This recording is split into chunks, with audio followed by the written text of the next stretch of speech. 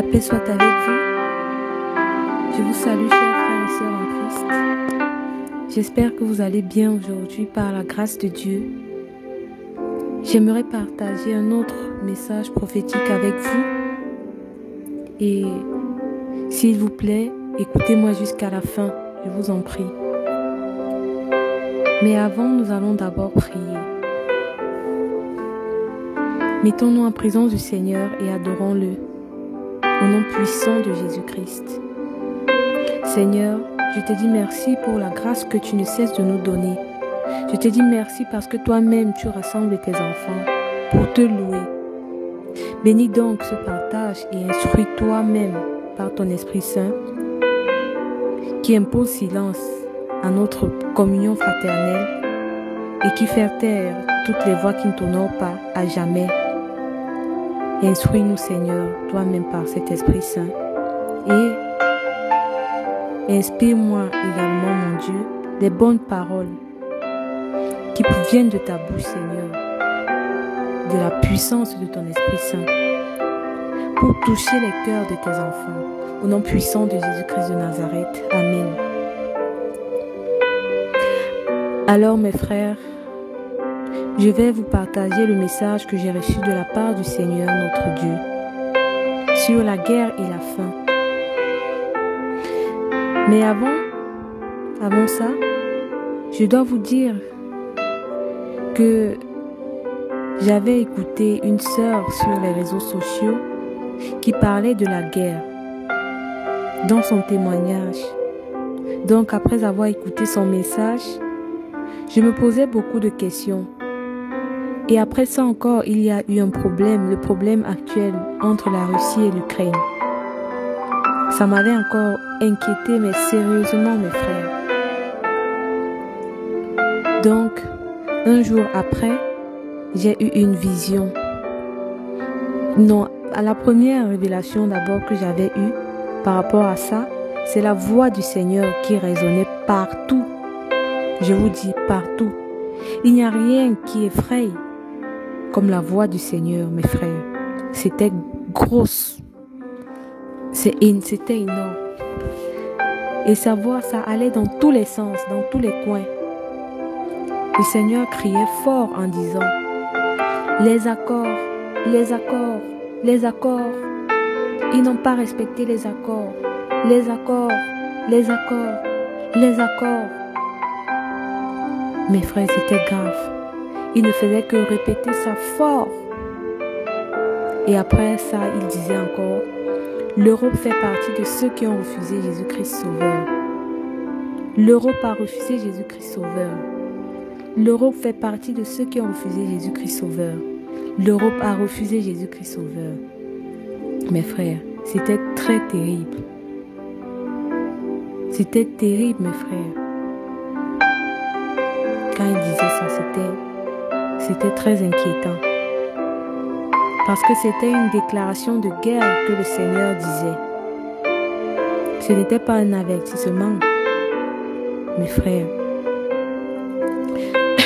Excusez-moi. Parce que ce n'était pas un avertissement. Parce que quand le Seigneur disait ça, il grondait. Il grondait en disant ça dans ce songe. Et je comprenais directement le sens de ce que de l'intonation de la voix du Seigneur. Mes frères, je comprenais directement le sens de ça dans le songe. Et je paniquais parce que c'était une sentence terrible que le Seigneur exprimait là. Mes frères, il annonçait une sentence terrible pour l'Europe. Et il annonçait une grande guerre dans la zone là, mes frères. Chez les Blancs là, il annonçait une grande guerre. Vous savez, mes frères, parfois pour exterminer un peuple, je veux dire, ceux qui sont tête dans le mal et qui refusent de cesser le mal, le Seigneur sème donc une confusion dans le camp de l'ennemi. C'est donc ça qui va se passer. C'est pour cela que vous voyez, le président de la Russie, il a un air très déterminé contre l'Ukraine, parce qu'ils n'ont pas respecté les accords. Comme le Seigneur disait dans la révélation. Les accords, ils n'ont pas respecté les accords. C'est pour ça que vous voyez le président de la Russie, il a un air très déterminé contre l'Ukraine dans l'engagement qu'il a pris là. Et le reste de l'Europe va vouloir se mêler de ça, tout simplement, parce qu'ils veulent faire chuter la Russie. Et c'est là que la vraie guerre va commencer, mes frères. Ce n'est pas pour dire que le président de la Russie est un saint. Non, loin de là. Mais le Seigneur me faisait savoir que tous ces gens-là sont des rebelles à sa volonté. Parce qu'ils disent qu'ils sont puissants. Ils disent qu'ils sont puissants. Alors, le Seigneur va donc semer une grande confusion qui va déclencher la guerre et la famine. Une grosse famine. Il y aura beaucoup de difficultés. Et tous les autres pays qui vont vouloir se mêler de ça, chez les Blancs là, tous les autres pays qui vont vouloir se mêler de ça, vont aussi être attaqués. Mes frères, donc, pour mieux comprendre ce que je dis, prenons un passage dans la Bible, dans Luc 21, versets 25 à 26. Dans Luc 21, versets 25 à 26, je lis la parole du Seigneur. Il y aura des signes dans le soleil, dans la lune et dans les étoiles. Et sur la terre, il y aura de l'angoisse chez les nations qui ne sauront que faire au bruit de la mer et des flots. Les hommes rendant l'âme de terreur dans l'attente de ce qui surviendra pour la terre. Car les puissances des cieux seront ébranlées. Vous voyez? Prenons encore Acte 19, verset 32. J'espère que vous avez vos Bibles. Prenons Acte 19, verset 32. Donc, je lis la parole de Dieu. Les uns criaient d'une manière, les autres d'une autre, car le désordre régnait dans l'assemblée et la plupart ne savaient pas pourquoi ils s'étaient réunis. Donc, il y avait le désordre dans l'assemblée et la plupart ne savaient pas pourquoi ils s'étaient réunis. Vous voyez? Il y en a beaucoup d'autres passages comme ça, mes frères. Même le psaume 40, verset 14 le dit. Que tous ensemble, ils soient honteux et confus, ceux qui en veulent à ma vie, pour l'enlever. Qu'ils reculent et rougissent, ceux qui désirent ma perte. Prenons même encore le psaume 55, verset 9, qui dit aussi, réduis à néant, Seigneur, divise leur langue, car je vois dans la ville la violence et les querelles. Alors, mes frères, lisez vous-même, c'est dans la Bible. Si vous voulez même après, pour ceux qui n'ont pas de Bible, vont lire relire après ces versets et ces psaumes. Ici, le psaume 55, verset 9 le dit très bien, l'explique très bien. Le Seigneur divise leur langue, ainsi pour que la justice soit. Parce que la justice, là, c'est sur la terre et dans les cieux, hein, mes frères. Donc, le Seigneur divise leur langue, il sème la confusion, mais tout ça, c'est l'œuvre du diable. J'aimerais vous bien souligner cela. Dieu ne vient pas pour faire le mal. Mais Dieu, c'est le diable qui fait ça. Parce que le sang, quand il y a le sang, lui, il est content, puisque il se nourrit, c'est son carburant. Mais comme ils disent qu'ils sont puissants là, c'est donc là que le Seigneur contrecarre tous leurs plans. Et il sème la confusion pour réveiller son peuple, pour rendre justice à son peuple. Mais son peuple doit écouter le Seigneur, le peuple de Dieu doit l'écouter. En marchant à la suite de Jésus-Christ, en étant juste, en se dépouillant, en se repentant, pour qu'il y ait la justice et que lui-même il ne soit pas frappé. C'est pour ça que le Seigneur sème dans cette confusion. Donc cela, c'était la première vision. Maintenant, dans la deuxième vision, mes frères, c'était ici en Afrique, parce que je suis en Afrique, je suis africaine, mes frères africains. Chers Africains, mes frères, faites très attention, je vous le dis. Faites attention.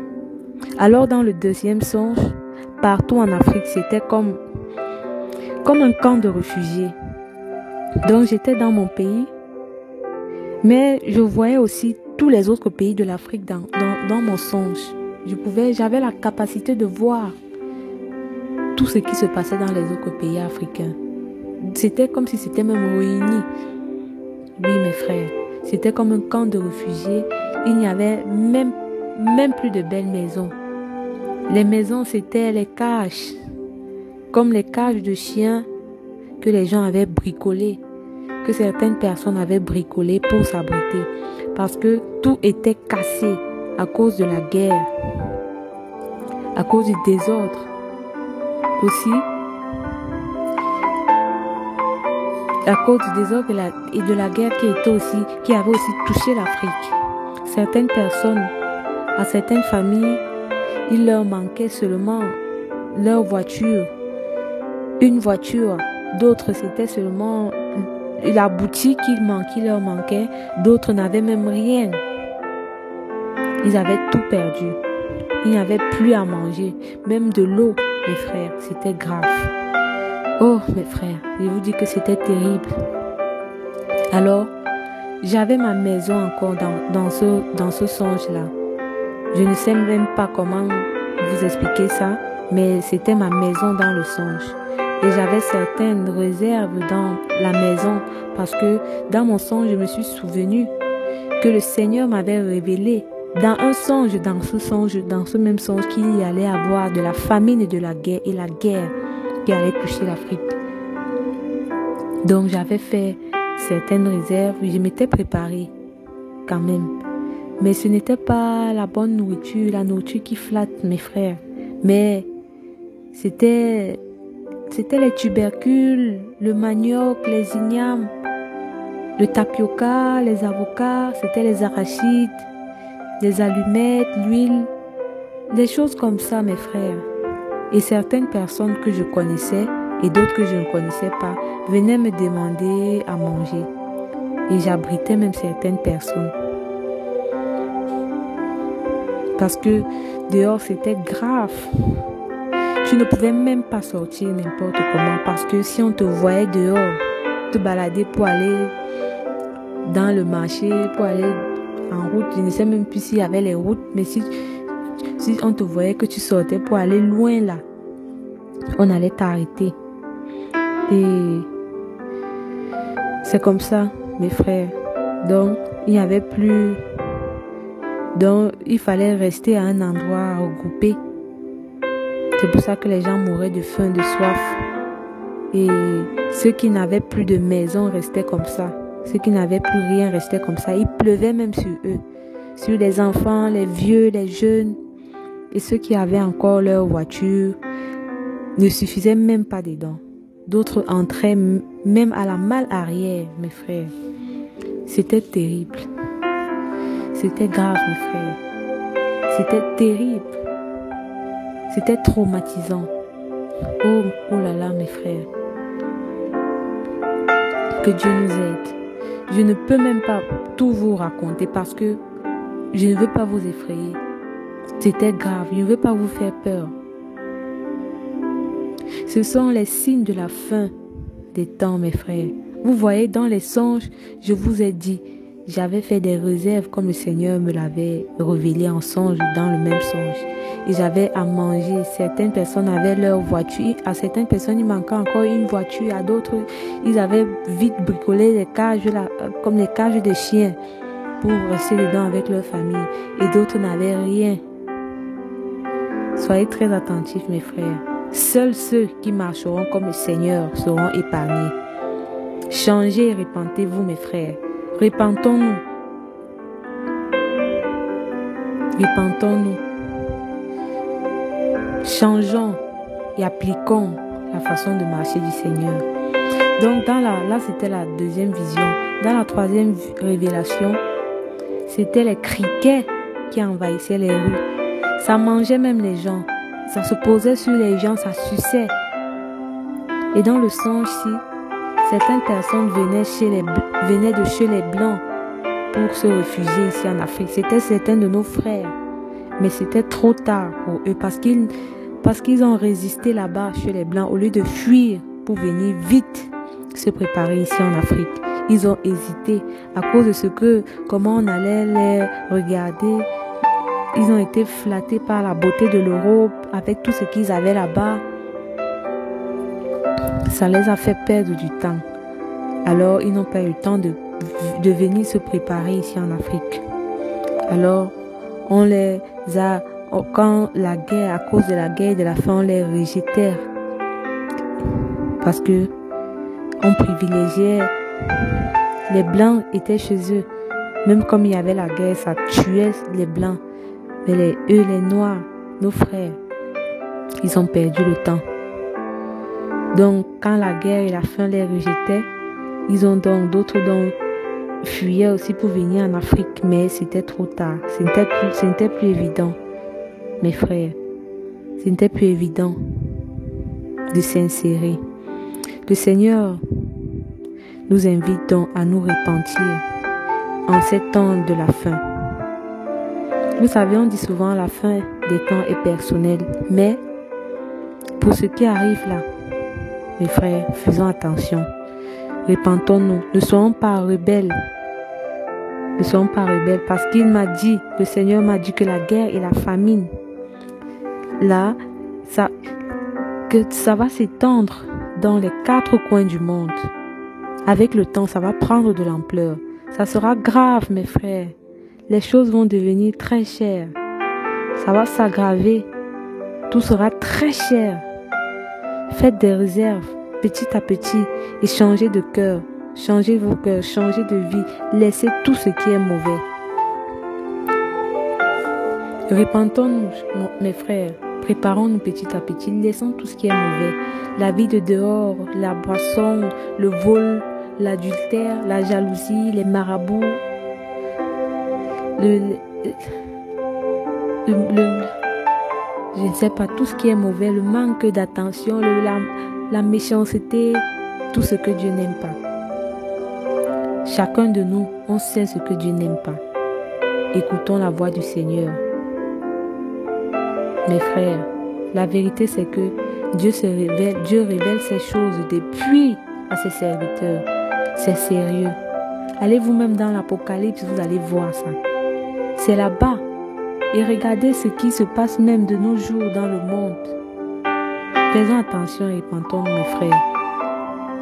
La repentance, le dépouillement, c'est très important. Parce que tu peux écouter toutes ces révélations, les mettre en pratique à ta manière. Mais si tu ne te repens pas, si tu ne te dépouilles pas, mon frère, si tu ne laisses pas ce qu'il faut laisser là, que tu connais, si tu ne marches pas comme le Seigneur veut, le Seigneur est strict dans son engagement. Il est très carré. Si tu n'es pas carré comme lui, si tu veux faire les choses à ta manière, mon frère, tu vas perdre. Tu perds ton temps. Parce que quand ton jour de partie va arriver, tu vas dire quoi au Seigneur? Qu'est-ce que tu vas dire au Seigneur? Rien. Le Seigneur se révèle de plus en plus. Et il dit la même chose à ses serviteurs. Regardez vous-même, mes frères. Dieu ne ment jamais. Pourquoi est-ce qu'il va mentir? Le Seigneur se révèle au travers des révélations et dans sa parole. Le Seigneur ne ment jamais. Sa parole là, c'est la même chose qu'il depuis. C'est dans sa parole et dans les révélations. Dieu ne ment jamais. Alors changeons et écoutons. Appliquons ce que nous dit notre Seigneur dans sa parole et au travers des révélations. Il ne cesse de se manifester depuis, mes frères. Aussi, lis ta Bible, je t'en prie. Cherche à avoir ta propre Bible et lis-la toi-même. Tu verras. Fais-le, mon frère. Donc, mes frères, voilà un peu ce que j'avais à partager avec vous aujourd'hui. Que le Seigneur nous aide. Donc, nous allons prier pour la fin. Nous allons prier le Seigneur. Seigneur Dieu Tout-Puissant, nous te bénissons et nous te glorifions pour ton amour manifesté dans ce partage. Toi-même, Seigneur, fortifie-nous et guide-nous sur la route du salut. Presse les pas de nos frères qui sont encore derrière nous et fais-nous tous nous retrouver et entrer dans ton enclos pour ta plus grande gloire, au nom puissant de Jésus-Christ de Nazareth. Amen. Alléluia. Gloire à Dieu. Que la paix du Seigneur soit avec vous. Au nom puissant de Jésus-Christ.